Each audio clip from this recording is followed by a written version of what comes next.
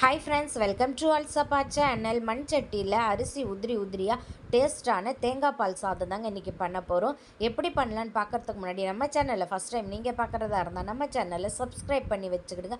பக்கத்தில் இருக்க பெல் ஐக்கானையும் கிளிக் பண்ணி வச்சுக்கிடுங்க. வாங்க இனி வீடியோக்குள்ளே போய் ருசியான தேங்காய் பால் சாதம் எப்படி பண்ணலான்னு பார்க்கலாம். மண் சட்டி எடுத்து அடுப்பில் வச்சுக்கிடலாங்க. மண் சட்டி சூடான அப்புறம் 3 ஸ்பூன் நெய், 2 ஸ்பூன் எண்ணெயை ஊற்றி சூடான அப்புறம் பட்டை, கிராம்பு, ஏலக்காய், அன்னாச்சி பூலாம் போட்டுக்கிடலாம். ரொம்ப இலையும் கழுவி கட் பண்ணி போட்டுக்கிட்டு வதக்கி எடுத்துக்கிடலாங்க. 2 மீடியம் சைஸு வெங்காயம் நீல வாக்கில் நறுக்கி வச்சுருக்கேன். வெங்காயத்தை எடுத்து போட்டு கண்ணாடி பதத்துக்கு வதக்கலாம்.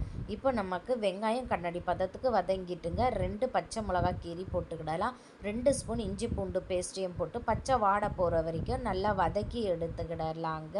இப்போ நமக்கு வெங்காயம், இஞ்சி பூண்டு பேஸ்டெல்லாம் நல்லா வதங்கி வந்துட்டு கட்டியான தேங்காய் பால் எடுத்து ஊற்றிடலாம்.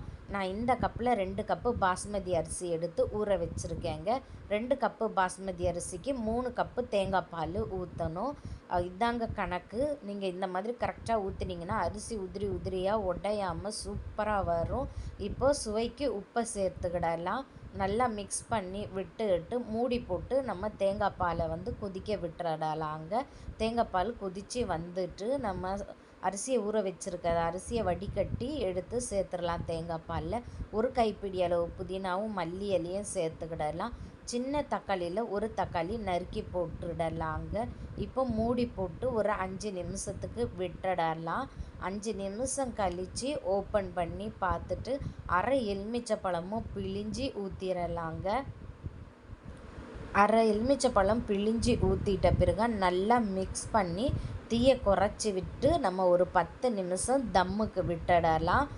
10 நிமிஷம் கழித்து ஓப்பன் பண்ணி பார்த்தா மணக்க மணக்க மணக்க நம்மளுக்கு தேங்காய் பால் சாதம் ரெடியாக இருக்குங்க. கடைசியாக 2 ஸ்பூன் நெய்யை விட்டு இறக்குனீங்கன்னா அட்டகாசமான தேங்காய் பால் சாதம் ரெடிங்க.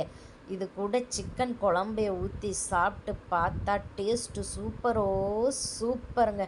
நீங்களும் ட்ரை பண்ணி பாருங்கள். இந்த வீடியோ உங்களுக்கு பிடிச்சிருக்கோன்னு நான் நம்புகிறேன். பிடிச்சிருந்தால் மறக்காமல் லைக் பண்ணுங்கள், ஷேர் பண்ணுங்கள், கமெண்ட் பண்ணுங்கள். மறக்காமல் சப்ஸ்கிரைப் பண்ணுங்கள். நெக்ஸ்ட் வீடியோவில் மீட் பண்ணலாம். பாய்.